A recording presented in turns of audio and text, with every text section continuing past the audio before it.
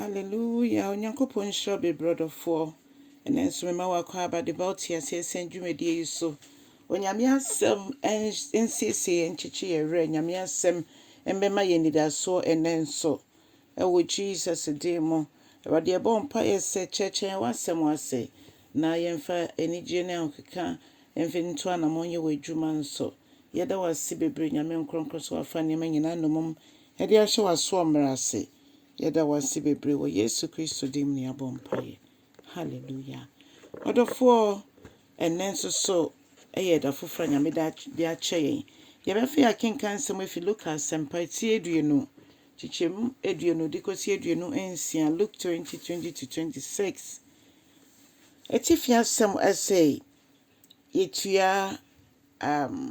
abuade ma Caesar anase yetua tax ema Caesar. Na ebusuafo na Bible show yen say na asafo mpanimfo no epekwan bi a omobetimi enya Yesu nti suma nipa bi ko Yesu nchen nipa ne ye omo ho sede a omogye ne nkyerɛkyerɛ ne bibia etumu edu baabi no na omo hyeda bi sa Yesu sɛ ɔkyerɛkyerɛfo yehu sɛ nea woyɛ nyinaa ade papa wo kyerɛkyerɛ ne ma papa na nipa jiwudi wo kyerɛkyerɛ no kwakwan no nso eso na so yenso yɛpɛsɛ yɛbisa wasɛm bi so ɛyɛ sɛ yɛtua bibi ma Caesar ana sɛ ɛsɛ sɛ yɛtua ma ɛnsɛ sɛ yɛtua bibi ama no sɛ yɛtua aboade ɔman no mu aboade a ɛsɛ sɛ yɛtua sɛ deɛ yina anim no wo ɔman bi mu a wo yɛ adwuma nko ade ɛsɛ sɛ wotua tax na no mo pekwan bi ambefa so na yese nka Yesu kasa tia Caesar de a na nka ye che no anesa na nso nyansabu akwa no ono a onim nipa bi adwene no ohuni omo pa akire onim ne wo nipa mu onim adwene bi a nti oka kire omo se hwan oka so omo mfa sika bi mra omo de sika ne ba aye no ena obi so omo se hwan ti ena eda sika yisui na omo se Caesar ti ena eda so o se okay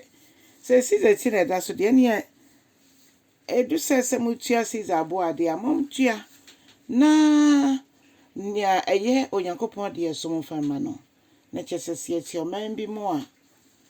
ye ka se profeta bi se obi invade tax nti akọchi no na ye se ya de bone nti no se ye edwuma nko ade a meeting hyehyɛ a oman no ahyehyɛ sɛ ye wa wadwuma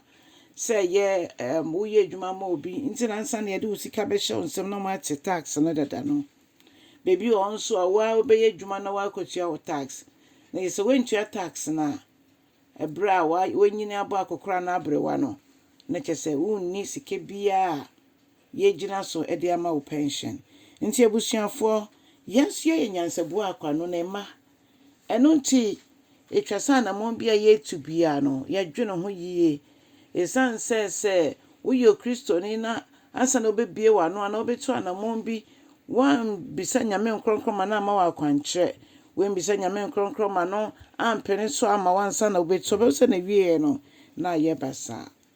no ama ye kwan se ye mfrɛ no aba eja meaning se bibi biara etete ye ni bibi e pese ebisa no ansa ye tu anamon bia ye kɔ nyame nkronkron nkyɛn a obememe ye hu nimdie ni nyansa odofo etwa se ye nye nimdie enye Bible mu nimdie nko a woni ma akenkan a mesrɛ sɛ yempe enwoma a ye betimi akenkan ye beboa ye bie ye adwen mu empo se ye ni nipa kɔbɛyi nipa bebre sua de tu ye ogidi ni a na ɛsɛ wo nso utimi sua de na yetumi ejina defend the gospel no nso yehwe Paul nom